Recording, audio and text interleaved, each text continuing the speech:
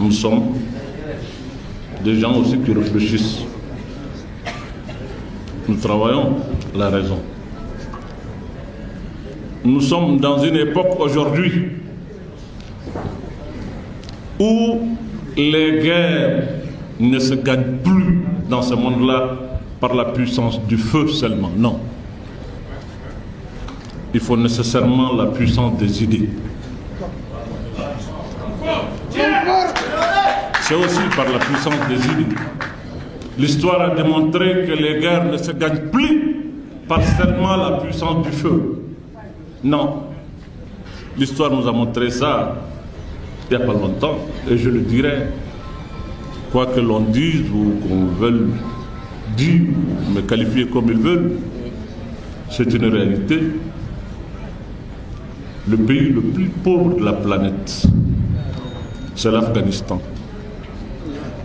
Les deux grandes puissances mondiales, l'URSS a fait 10 ans avec 100 000 hommes. Ils sont sortis sur la pointe des pieds. Ils n'ont pas pu gagner la guerre. La plus grande puissance mondiale, c'est il y a 20 ans aujourd'hui, jour pour jour, ils sont obligés aujourd'hui de s'asseoir autour d'une table pour négocier et trouver un compromis politique avec les talibans. Alors, cela veut dire quoi? Nous sommes à une époque aujourd'hui où ce n'est pas la puissance du feu seulement qui peut gagner, mais c'est la puissance aussi des idées.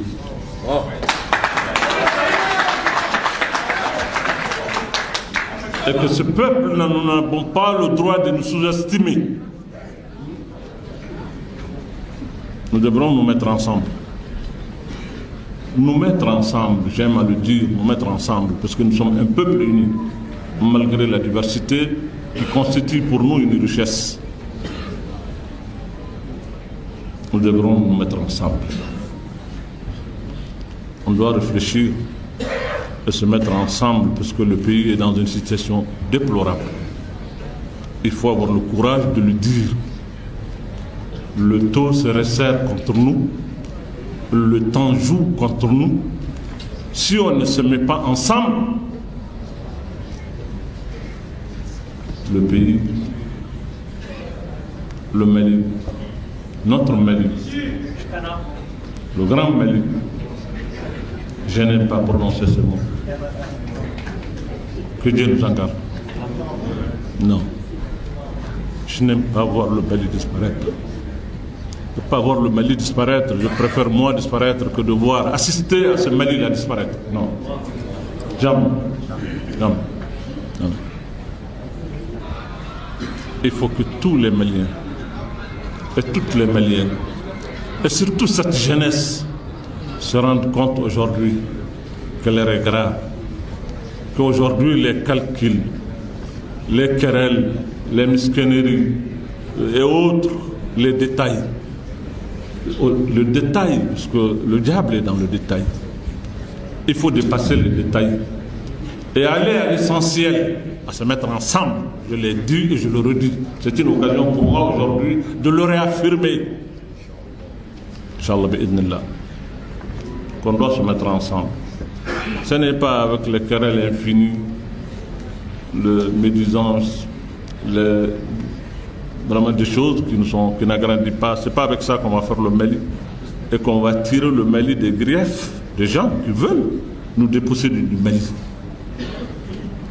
C'est pas avec ça. Il faut qu'on se mette ensemble. Nous n'avons pas d'autre choix que de se mettre ensemble et résister.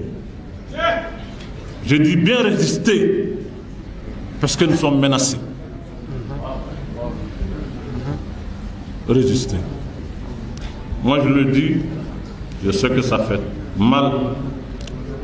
Ça fait mal parce que celui qui le dit est un imam. Le seul crime qu'il a commis, c'est d'être un imam. C'est ce qui vaut tout ce que ce salle de critiques, de choses, de je ne sais quoi, on le qualifie de tout. Mais les imams de tout le temps ont joué un rôle. sinon le premier rôle dans la défense de ce pays. Les gens oublient, ils n'interrogent pas notre histoire. On veut escamoter la réalité. Voilà. Ces grands résistants, ils sont qui en Afrique occidentale? Il faut les énumérer. Vous allez trouver à la tête du liste des grands imams. L'imam Samori Touré, El Hadj Marou Fouti, Cheikh Ahmed Bamba, Alpha Yaya Diallo, Mohamed Lamine Dramé, et récemment, Cheikh Ahmed Himahullah Sharif. Ashraf al-Shurafa. Non, Ashraf al-Shurafa. Des gens qui ont tout laissé, qui ont sacrifié tout pour le nord de ce pays. C'était des imams. Pourquoi aujourd'hui c'est un crime qu'un imam parle de ce pays? Pourquoi? Non. Je ne vois pas pourquoi.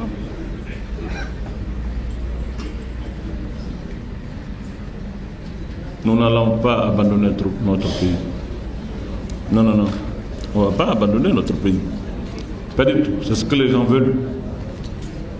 Abandonner notre pays ou nous pousser à la faute. Non. Nous allons résister. Encaisser. Mais déterminés.